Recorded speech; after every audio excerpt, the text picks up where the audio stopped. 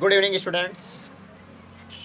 कल हमने passive voice का जो लास्ट में नियम पढ़ा था हमने, वो था हमारा पास्ट कंटिन्यू का।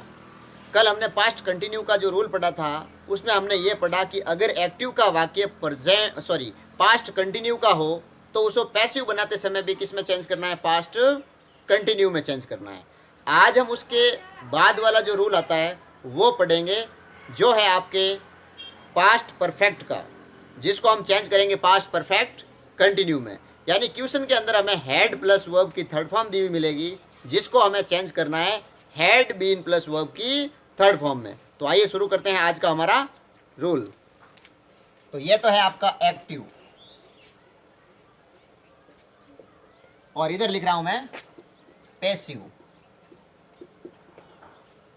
अगर एक्टिव का वाक्य कौन से टेंस का हो, पास्ट परफेक्ट का हो। कौन से टेंस का हो, पास्ट परफेक्ट का हो।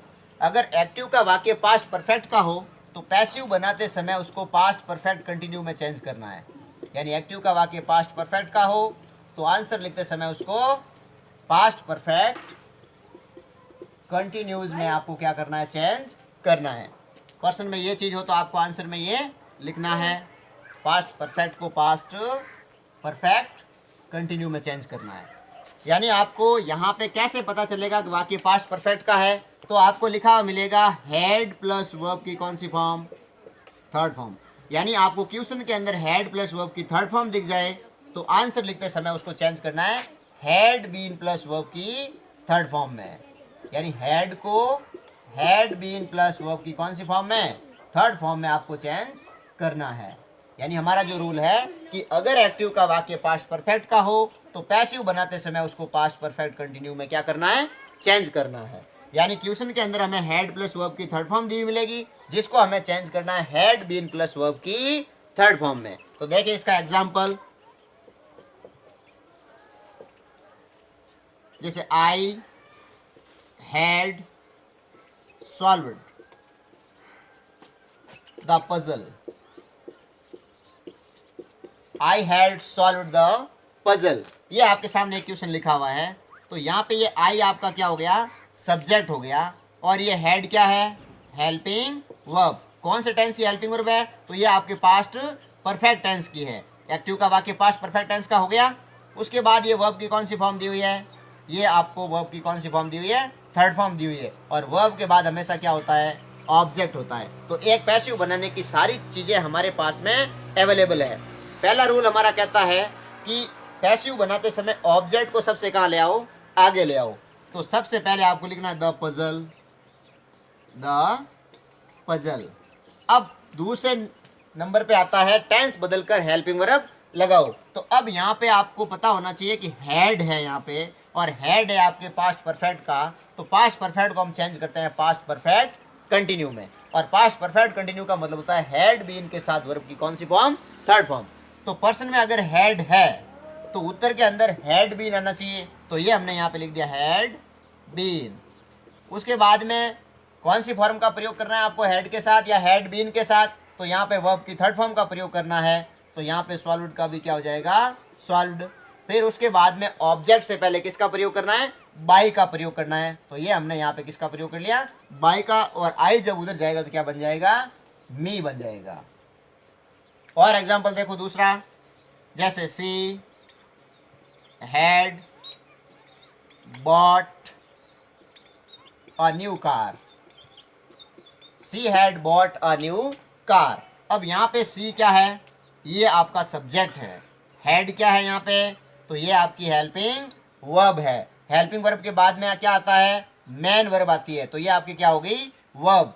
और हेड के साथ हमेशा कौन सी फॉर्म आती है, थर्ड फॉर्म दी हुई आती है।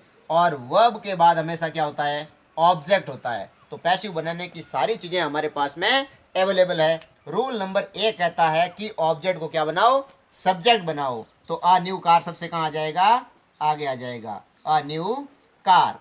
दूसरे नंबर पे टेंस बदल कर क्या लगाओ, हेल्पिंग वर्ब लगाओ। जब क्वेश्चन के अंदर हेड है, जब क्वेश्चन में हेड है तो आंसर में हैड बीन आना चाहिए। क्या आना चाहिए, हैड बीन। तो यहाँ पे क्या आ जाएगा, कार के साथ में हैड बीन। फिर कह रहा है वर्ब की कौन सी फॉर्म का यूज करो, तो थर्ड फॉर्म का आपको यहाँ पे यूज करना है तो बॉट की थर्ड फॉर्म भी क्या होती है, बॉट ही रहती है, बाई बॉट बॉट। उसके बाद में ऑब्जेक्ट से पहले किसका यूज करना है, बाई का, तो ये हमने यहाँ पे बाई का यूज कर लिया। और सी को जब उधर भेजेंगे वापस सब्जेक्ट को ऑब्जेक्ट बनाएंगे तो हो जाएगा आपके हर। तो इस हिसाब से आपको अफर्मेटिव टाइप का सेंटेंस समझ में आ गया होगा कि आपको कहीं पर भी पर्सन में हैड लिखा हुआ मिले तो उसको हैड बीन प्लस वर्ब की थर्ड फॉर्म में आपको क्या करना है, चेंज करना है। क्वेश्चन में कहीं पर भी हैड दिखे तो आंसर में आपको हैड बीन का ही यूज करना है। अब इसका पढ़ते हैं नेगेटिव टाइप का सेंटेंस। नेगेटिव में क्या होगा, नेगेटिव के अंदर आपको हेल्पिंग वर्ब के साथ में नॉट दिया हुआ मिलेगा, यानी हैड के साथ में नॉट दिया हुआ मिले तो आंसर में आपको had been plus had been के साथ क्या लगा देना है, नॉट, यानी हैड नॉट बीन, और बस और कुछ नहीं, हैड ही है इसमें अकेली हेल्पिंग वर्ब। तो अब है negative sentence. Negative sentence, negative sentence जिसमें हेल्पिंग वर्ब के साथ में क्या आता है, नॉट आता है, वही सेंटेंस क्या कहलाते हैं, नेगेटिव सेंटेंस कहलाते हैं। जैसे मैंने यहाँ पे लिखा he had not played cricket. अब यहाँ पे आपके सामने एक वाक्य लिखा हुआ है he had not played cricket, तो इसमें ये ही क्या हो गया, सब्जेक्ट हो गया, हैड क्या हो गया, ये आपके हेल्पिंग वर्ब हो गई, नॉट क्या है, ये नेगेटिव है क्योंकि हेल्पिंग वर्ब के साथ में नॉट आ गया, इसका मतलब ये नेगेटिव सेंटेंस है। ये क्या है, ये वर्ब की कौन सी फॉर्म है, थर्ड फॉर्म है, और वर्ब के बाद हमेशा क्या होता है, ऑब्जेक्ट, तो ये हमारा क्या है, ऑब्जेक्ट है। रूल नंबर 1 कहता है कि ऑब्जेक्ट को क्या बनाओ, सब्जेक्ट बनाओ, तो क्रिकेट को सबसे कहाँ ले आओ, आगे। अब यहाँ पे क्रिकेट के साथ में क्या आएगा, जब क्वेश्चन के अंदर हैड है तो आंसर के अंदर भी क्या आएगा, हैड बीन आएगा, क्या आएगा। अब यहाँ पे आपको ये ध्यान रखना है कि हैड और बीन जब एक वर्ब की दो स्पेलिंग हो तो वहां पे आपके उन दोनों के बीच आपको किसका यूज कर लेना है, नॉट का यूज कर लेना है। तो यहाँ हैड और बीन इन दोनों के बीच में आपको किसका यूज करना है, नॉट का यूज करना है। तो यहाँ पे हो जाएगा हैड नॉट बीन। नेगेटिव में ध्यान रखना हैड और बीन इन दोनों के बीच में क्या लगाना है, आपको नॉट लगाना है। तो क्रिकेट हैड नॉट बीन, उसके बाद वर्ब की कौन सी फॉर्म का यूज करना है, थर्ड फॉर्म का यूज करना है, तो क्या हो जाएगा, प्लेड।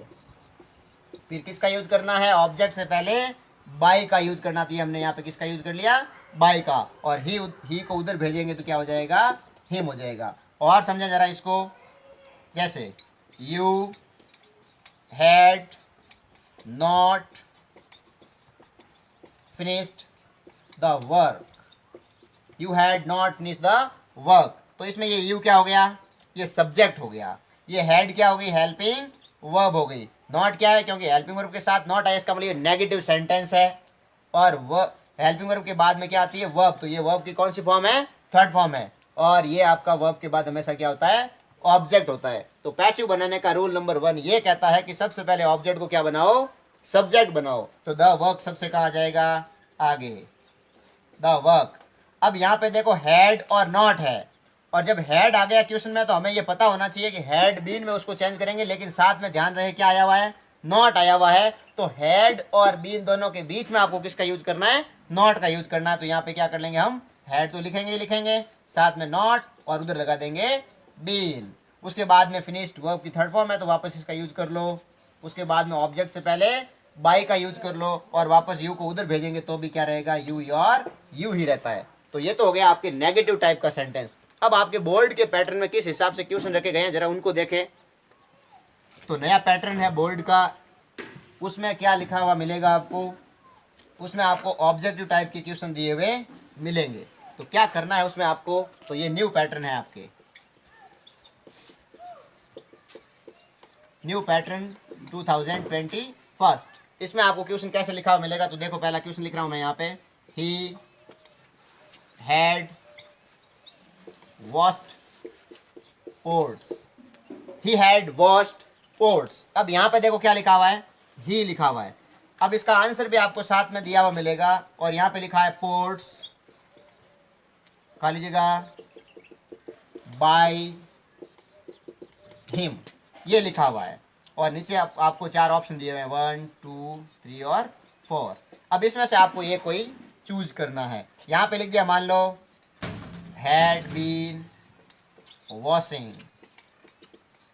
यहाँ पे लिख दिया हैड वॉश्ड, यहाँ पे लिख दिया हैड बीन वॉश्ड, और यहाँ पे लिखा हुआ है नन ऑफ द अबोव, इनमें से कोई नहीं। तो अब इसका क्या करोगे, तो इसमें आपको कोई एक ऑप्शन चुनना है, लेकिन कैसे चुनेंगे। अब ध्यान रखें यहाँ पे क्या लिखा हुआ है, हैड लिखा हुआ है। जब क्वेश्चन के अंदर हैड आ जाए तो आंसर के अंदर हैड बीन के अलावा कुछ भी आना नहीं चाहिए। तो अब देखो यहाँ पर भी हैड बीन है, लेकिन यहाँ हैड बीन नहीं है और यहाँ पर ये नहीं है, तो दो ऑप्शन तो हमारे क्या हो गए, शुरू से ही गलत हो गए। अब हमारे पास में बचे दो ऑप्शन, एक हैड बीन प्लस वर्ब की फर्स्ट फॉर्म प्लस आईएनजी है, लेकिन हमारे पास में तो हमें क्या चाहिए होती है, पैसिव बनाने के लिए थर्ड फॉर्म चाहिए, लेकिन इस ऑप्शन में आपको कहीं थर्ड फॉर्म देखने को नहीं मिलेगी। तो यह ऑप्शन भी हमारा क्या हो गया, गलत हो गया। तो हमारा ऑप्शन नंबर सी बिल्कुल क्या है, सही है। तो बस आपको इस चीज को ध्यान में रखते हुए एग्जाम के अंदर आंसर करना है। इस कॉन्सेप्ट को क्लियर करें कि क्वेश्चन के अंदर हैड है तो आंसर के अंदर हैड बीन आएगा, लेकिन वर्ब की थर्ड फॉर्म आएगी साथ में, इस चीज को ध्यान रखना। हालांकि यहाँ पे हैड बीन तो है, लेकिन यहाँ पे थर्ड फॉर्म नहीं है, इसलिए हमारा यह ऑप्शन क्या हो गया, गलत हो गया। तो ध्यान रहे, परीक्षा के अंदर सारे के सारे ऑप्शन क्या होते हैं, अपनी तरफ हमें आकर्षित करते हैं। तो उनमें से आपको उन ऑप्शन को क्या करना है, चूज करना है जो वास्तव में ही क्या हो, सही हो। यहाँ पे हैड है तो हैड बीन में चेंज करना है, अगर डू डज है तो आपको इजेमआर में चेंज करना है, इजेमआर है तो इजेमआर प्लस बीइंग में चेंज करना है। अगर आपको कहीं भी वाक्य में हैज हैव दिया हुआ है तो आपको has been have been plus verb की थर्ड फॉर्म वाला ऑप्शन चूज करना है। अगर पर्सन में आपको वर्ब की सेकंड फॉर्म दी हुई है या डिड के साथ वर्ब की फर्स्ट फॉर्म दी हुई है तो वहाँ पर भी आपको किसको चूज करना है, तो वहाँ पर भी आपको वॉज वर्ब के साथ वर्ब की थर्ड फॉर्म वाले ऑप्शन को क्या करना है, चूज करना है। अगर आपको वाक्य में कहीं पर भी हैड मिल जाए तो आपको हैड बीन प्लस वर्ब की थर्ड फॉर्म वाले ऑप्शन को सिलेक्ट करना है। चलो अगला हम पढ़ेंगे अगली क्लास में। Thank you.